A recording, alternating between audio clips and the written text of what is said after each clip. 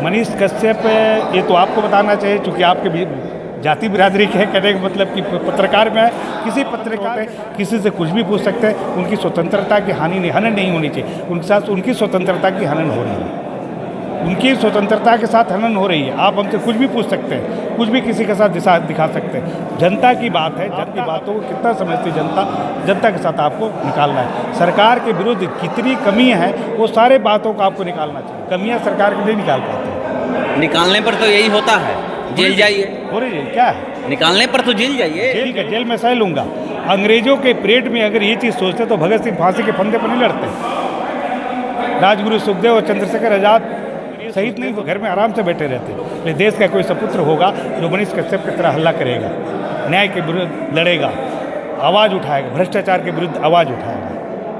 उन्होंने आवाज़ उठाया मनीष कश्यप। हमारे साथ बात करने के लिए बीजेपी नेता सूर्यभान सिंह जी हैं। चलिए मैं इनसे सीधे जुड़ता हूं और आज किस लिए बैठक यहाँ पर हो रही थी उसी से सवाल स्टार्ट करूँगा।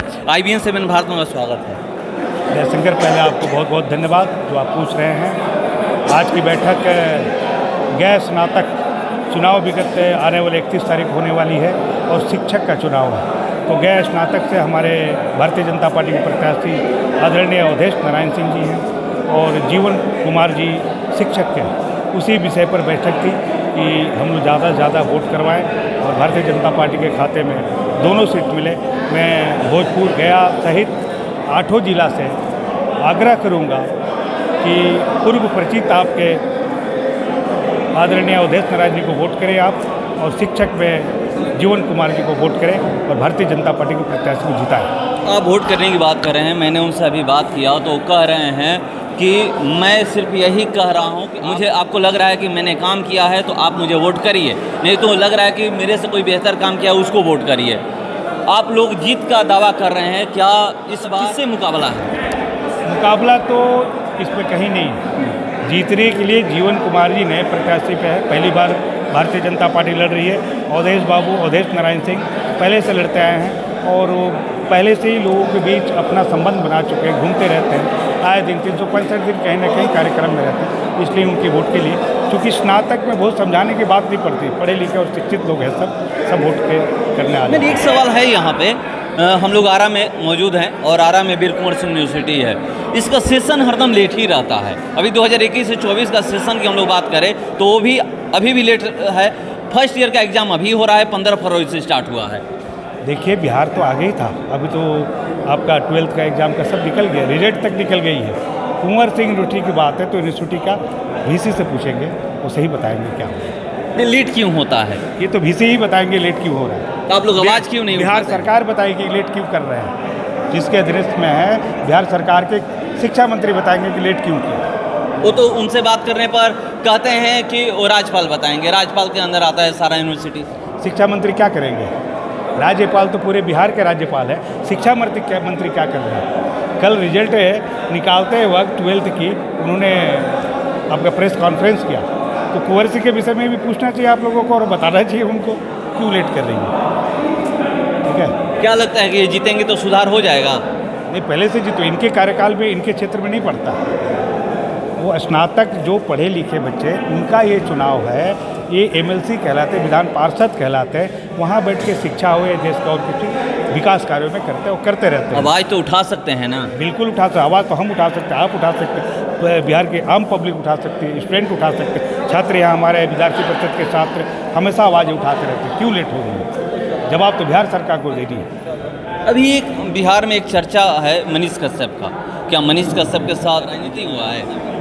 मनीष कश्यप, ये तो आपको बताना चाहिए, चूँकि आपके भी जाति बिरादरी के कहने का मतलब कि पत्रकार में है, किसी पत्रकार के साथ पत्रकार स्वतंत्र होते हैं, किसी से कुछ भी पूछ सकते हैं। उनकी स्वतंत्रता की हनन नहीं होनी चाहिए। उनके साथ उनकी स्वतंत्रता की हनन हो रही है,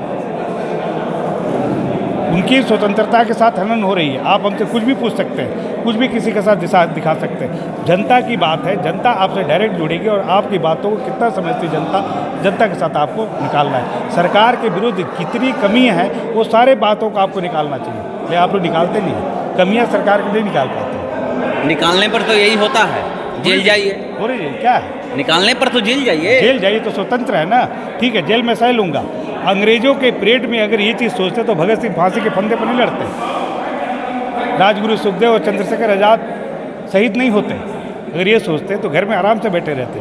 ये देश का कोई सपुत्र होगा जो मनीष कश्यप की तरह हल्ला करेगा, न्याय के विरुद्ध लड़ेगा, आवाज़ उठाएगा, भ्रष्टाचार के विरुद्ध आवाज़ उठाएगा। उन्होंने आवाज़ उठाया मनीष कश्यप, ठीक है, उसमें कई गलतियाँ हो गई होगी उससे, वो तो प्रशासन के देखने के बाद है, वो न्याय जजमेंट होगा सही उसके फेवर में, गलती नहीं है तो उसको तुरंत रिहाई होगी। अब गलतियाँ की बात कर रहे हैं, ये देखा गया है कि किस तरह से बिहारियों को महाराष्ट्र में पीटा जाता है, गुजरात में पीटा जाता है, नॉर्थ ईस्ट में पीटा जाता है, हर जगह पीटा जाता है। यहाँ पर रोजगार नहीं मिलता है, तभी ना बिहारी बाहर जाकर के अपना रोजगार ढूंढते हैं। कल महाराष्ट्र के शिवसेना से निकले हुए थे, क्या नाम है उनका, बाल ठाकरे जी के भतीजा राज ठाकरे जी, उन्होंने कहा हर बिहारियों को अपने नेताओं से पूछना चाहिए कि तुम क्या करते हो मेरे लिए।